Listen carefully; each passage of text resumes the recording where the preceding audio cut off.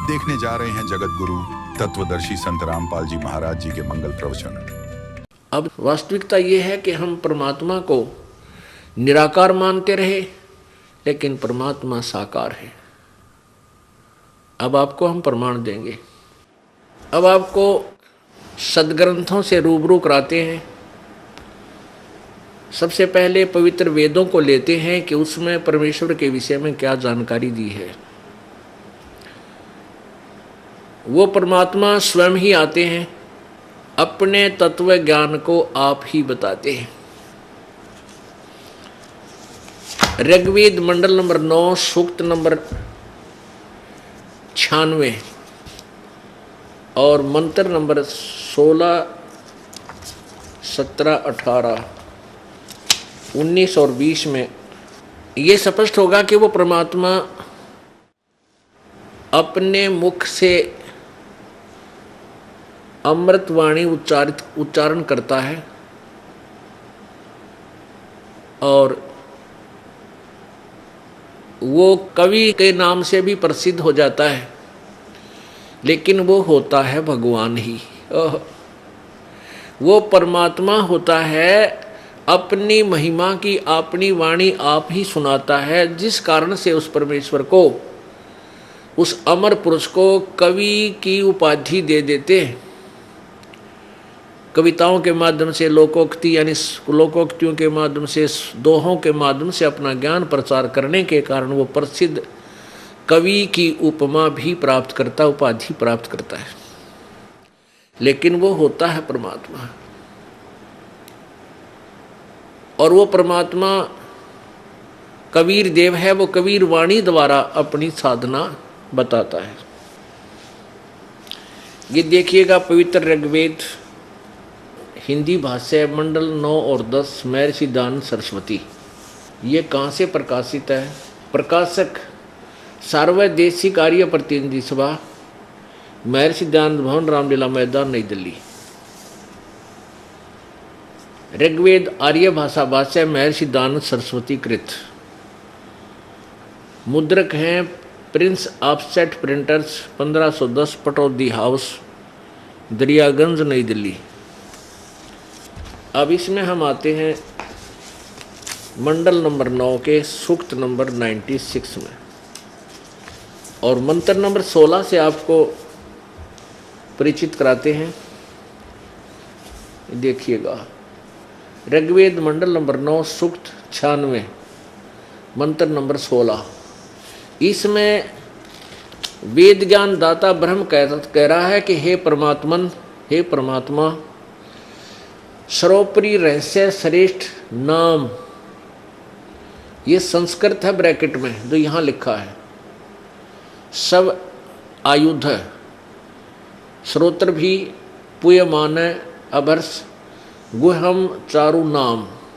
इसका अनुवाद किया इस नाम का, हे परमात्मा, परमात्मन अर्थात हे परमात्मा, सर्वोपरि रहस्य यानी गुप्त, जो आपका श्रेष्ठ, जो तुम्हारी संज्ञा है। यहाँ नाम का इन्होंने संज्ञा लिख दिया, नाम ही लिखना चाहिए था। जो आपका श्रेष्ठ नाम है आप उसका ज्ञान कराएं, अपना वास्तविक नाम हमें बताएं, आपका वास्तविक नाम क्या है। आगे देखो, अब यहाँ हम ज़्यादा ना पढ़ के यहीं आएंगे। अब 17वें में क्या बताया है? उस परमात्मा का वास्तविक नाम बताया है। शिशु जगानम, शिशु जगानम हर्यतम मर्जंती सुबंती वहीन मरुत मरुतो गणेन। ये है कबीर गिरभी, कबीर ऊपर रह लाग रहे हैं छोटे छोटे, आधे रह ऊपर लगे। कबीर गिरभी कावेना कबीर संत सोम, ये कवि ही कह ले, उसको कबीर बोलो। कवि संत सोम पवित्र अत्यति रेभन। इन्होंने क्या अनुवाद किया है? इससे, इसके अनुवाद से आपका विश्वास होगा, फिर ये दास करके दिखाऊंगा। इसमें लिखा कि शिशुम जगानम, इन्होंने संस्कृत लिखने की चेष्टा की है। उस परमात्मा को शिशुम का अर्थ लिखा है इन्होंने, उस परमात्मा को जो सदा प्रगट है, जो अत्यंत कामनीय है, उसको उपासक लोग बुद्धि विषय करते हैं। और उसकी स्तुति द्वारा उसके गुणों का वर्णन करते हैं। और विद्वान लोग उस गतिशील परमात्मा का गुणों के गणों द्वारा वर्णन करते हैं। और कवि लोग, इन्होंने इसका अर्थ लिख दिया कवि।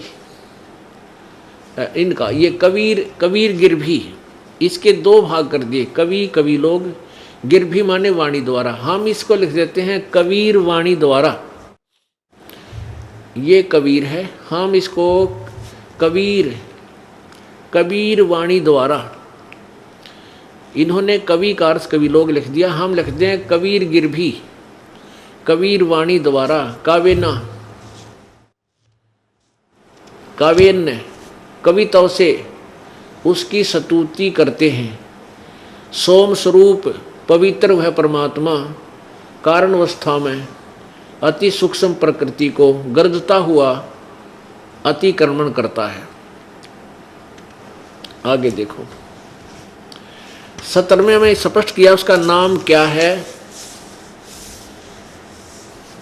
वह सोम रूप परमात्मा, पालन की इच्छा करता हुआ जो महान परमात्मा। तृतीयम धामम, ये संस्कृत है। तृतीयम धामम, देवयान और पितृयान इन दोनों से पृथक तीसरा जो मुक्ति धाम है, तृतीयम धाम यानी तीसरे मुक्ति धाम में है। मैं विराजम, उसमें विराजमान है। ये ज्ञान योगी इसने अनुवाद करता ना अपनी तरफ से घोषोड़ दिया, क्योंकि इसे हमने ये सिद्ध करना है कि वो परमात्मा किसी एक स्थान पर विराजमान है, तृतीयम धाम में, तीसरे धाम में रहता है। या नीचे आओ, अब 20 में क्या लिखा है। वह परमात्मा जिस प्रकार एक संघ को उसका सेनापति प्राप्त होता है, उसी प्रकार ब्रह्मांड रूपी कोश को प्राप्त होता है, होकर उच्च स्वर से गरजता हुआ इस ब्रह्मांड रूपी विस्तृत प्रकृति खंड में भली भांति प्रविष्ट होता है। यानी वो परमात्मा कहीं से चलकर आता है, फिर इस ब्रह्मांड में प्रविष्ट होता है। और जैसे कि एक मरिय माने मनुष्य सोबर शरीर को धारण करता हुआ अत्यंत गतिशील पदार्थों के समान प्राप्ति के लिए गतिशील होता हुआ धनों के लिए कटिबद्ध होता है। अब इन्होंने ज्ञान तो क्या था ही नहीं, खाओ थे दड़ी पीवा था, दड़ी पक्का दूध और दंड पे लिया करता है, दान क्या है मेरा नहीं था। इसने केवल संस्कृत भाषा जाने था। वैसे तो ये 9वां मंडल का अनुवाद इस महर्षि दानंद का कराया हुआ नहीं है, लेकिन इसके नाम से ये वेद व्याख्या करते तो इनके अनुयायियों ने यह भी तगड़म्बा, ये भी इसके साथ फीत लगा दी 9वें और 10वें मंडल का कि दानंद जी ने अनुवाद किया। वास्तव में इसने अनुवाद नहीं किया इसका। ये देखिएगा, एक प्रमाण दिखाते हैं आपको। ऋग्वेद भाष्यम, भाषाकार हैं महर्षि दानंद सरस्वती, मंडल 1 से 6। महर्षि दानंद ने केवल ऋग्वेद का 1 से 6 मंडल का अनुवाद किया है। उसके बाद श्रीपाद दामोदर 7वें लेकर 7 से 10, यानी 1 से 6 तो दानंद ने किया, फिर इसकी मृत्यु होगी। उसके बाद 7 से 10 मंडल जो हैं इसके शेष, ये अन्य इन आचार्यों ने किए हैं अपने अपने हिसाब से, अपनी अपनी सोच के अनुसार। तो कहने का भाव ये है कि इनको ना तो कहने का ज्ञान था और न ही ये भगवान को साकार मानते। वेद में लिखा कि वो परमात्मा तीसरे मुक्ति धाम में विराजमान है और वहां से चलकर गतिशील होकर और एक बहुत बड़े समुदाय को जैसे सेनापति होता है, यानी गुरु रूप में बहुत से बड़े जन समूह का नेतृत्व करता है, और जैसे मनुष्य शरीर धारण करता हुआ है, यानी परमात्मा परमेश्वर कबीर जी का सतलोक के अंदर एक बहुत तेजोमय शरीर है। उसके एक रोमकूप में करोड़ सूर्य करोड़ चंद्रमा दोनों की मिली जुली रोशनी भी फीकी रहे परमात्मा के एक रोमकूप के प्रकाश के सामने। इतना तेज है वहां भगवान का। उस तेज पुंज के शरीर को अन्य वस्त्र धारण करके, अन्य ओवरकोट पहन के, हल्का सुभर यानी हल्के तेज पुंज का शरीर रूप धारण करके वो परमात्मा यहां प्रकट होता है और वो अपनी प्यारी आत्माओं को मिलता है। अब देखो ये सी ऋग्वेद, ये वही ऋग्वेद है, मंडल नंबर 9 और सूक्त नंबर आपको 86 दिखाते हैं। 86 यही ये प्रमाण देता है कि वो परमात्मा अपनी प्यारी आत्माओं को, श्रेष्ठ आत्माओं को आकर के मिलता है। ये देखो ऋग्वेद मंडल नंबर 9 सूक्त नंबर 86 इसके 26 मंत्र में क्या कहा है? यज्ञ करने वाले यजमानों के लिए परमात्मा सब रास्तों को सुगम करता हुआ, उनके विघ्नों को मर्दन करता हुआ, नष्ट करता हुआ, उनको पवित्र करता हुआ और अपने रूप को सरल करता हुआ, अपने वास्तविक रूप को हल्का करता हुआ, वह कांति में परमात्मा। इन्होंने इस कबीर शब्द का कवि सर्वज्ञ कर दिया। कवि का अर्थ सर्वज्ञ नहीं होता, ना कोई कवि सर्वज्ञ हो सकता। विद्युत के समान क्रीड़ा करता हुआ वर्णीय पुरुषों को प्राप्त होता है। वर्णीय यानी श्रेष्ठ भक्तों को आकर मिलता है वो परमात्मा। यजमानों, अब यज्ञ करने वाले यजमानों के लिए यानी साधना करने वाले भक्तों के लिए परमात्मा सब रास्तों को सुगम करता हुआ, उनके सब रास्ते खोलता हुआ, उनके विघ्नों को, संकटों को नष्ट करता हुआ और उन प्यारी आत्माओं को पवित्र करता हुआ और अपने रूप को सरल करता हुआ, तेज पुंज अन्य दे धरकर इस विधम को भेंट ही। वह कांतिमान परमात्मा, वैसे हम इसको कबीर कहें तो अच्छा रहे, विद्युत के समान यानी जैसे बिजली एक सेकंड में चमक कर नीचे आ जाती है, ऐसे तीव्र गति से वो चलता है, क्रीड़ा करता हुआ और श्रेष्ठ भक्तों को प्राप्त होता है, वर्णीय पुरुषों को प्राप्त होता है, वहां से आकर उनको मिलता है। 27 में ऋग्वेद मंडल नंबर 9 सूक्त नंबर 86 मंत्र 27। प्रेम की वे सैकड़ों धाराएं जो नाना रूप में सतिथि को लाभ कर रही हैं, वे परमात्मा को प्राप्त होती हैं। प्रकाश पुंज परमात्मा को, प्रकाश का समूह परमात्मा को बुद्धि वृत्तियां विषय करती हैं, जो परमात्मा ध्रुवलोक के तीसरे पृष्ठ पर विराजमान है। एक देशीय है। ध्रुवलोक माने उस सतलोक के, इस ब्रह्मांड के, ध्रुवलोक माने ब्रह्मांड के, जैसे 3 लोक हैं, ब्रह्मलोक, ब्रह्म का लोक, 21 ब्रह्मांड, परब्रह्म के लोक, 7 संख्य ब्रह्मांड, उनसे तीसरे पृष्ठ पर विराजमान। इससे हम ये लेना चाहते हैं कि परमात्मा साकार है और एक स्थान पर रहता है, वह प्रकाश रूप है, यानी बहुत तेजों में शरीर युक्त है। अब ऋग्वेद मंडल नंबर 9 सूक्त नंबर 82 इसके हम आपको 3 श्लोक सुनाते हैं, क्लियर हो जाएगा। देखिएगा, ऋग्वेद मंडल नंबर 9 सूक्त नंबर 82 और मंत्र नंबर 1। जो सर्वोत्पादक प्रभु यानी सबका की उत्पत्ति करने वाला, रचने वाला परमात्मा, प्रकाश रूप, सद्गुणों की वृष्टि करने वाला, पापों के हरण करने वाला, वह राजा के समान, राजेव राजा के समान,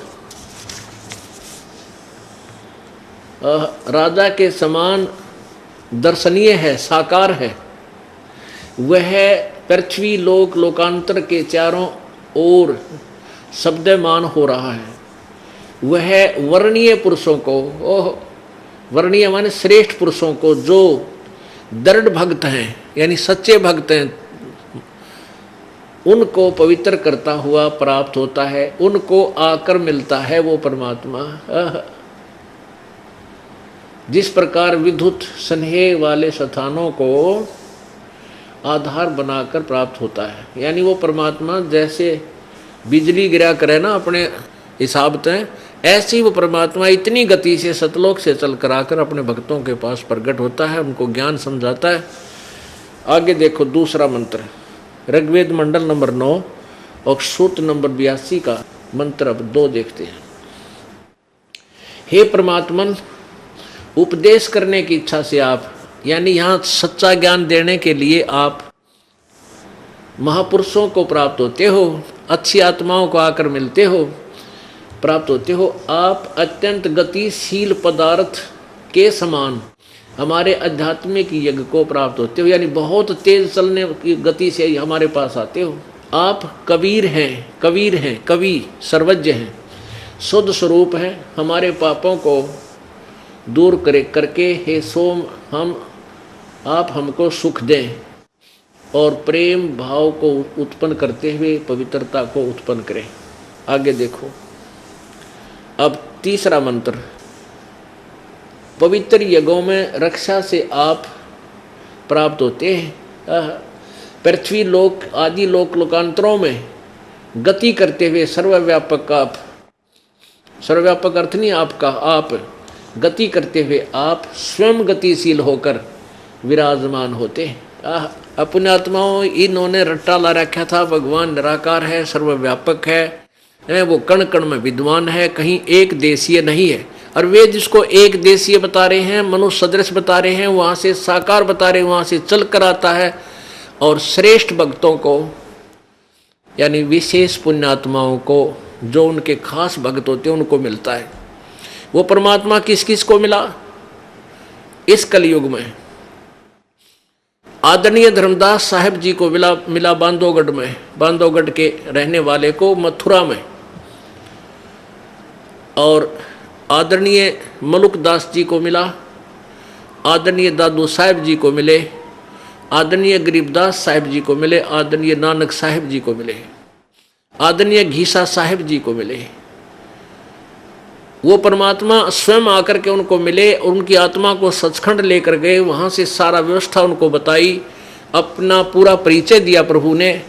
फिर उन प्यारी आत्माओं ने, उन पुण्य आत्माओं ने उस परमेश्वर का एफिडेविट दिया अपनी अमृतवाणी में, ये गवाही दी है कि वो परमात्मा साकार है, सतलोक में रहता है, उसका नाम कबीर है। और ये वही परमात्मा है जो बनारस में, काशी में आए थे। हम सुल्तानी नानक तारे दादू को उपदेश दिया, जात जुल्हा भेद न पाया, वो काशी माहे कबीर हुआ। अब ये तो सिद्ध हुआ कि परमात्मा सतलोक से चलकर आता है और वो राजा की तरह, मनुष्य की तरह दर्शनीय है, देखने योग्य है। वो अपने खास भक्तों को आकर मिलता है, अपना ज्ञान उनको समझाता है। जो दृढ़ भक्त हैं, श्रेष्ठ आत्मा, फिर वो पुण्यात्मा औरों को बताते हैं और ढोल के डंके पर कहते हैं कि परमात्मा साकार है, वो कबीर है, सशरीर है, वो सतलोक में रहता है।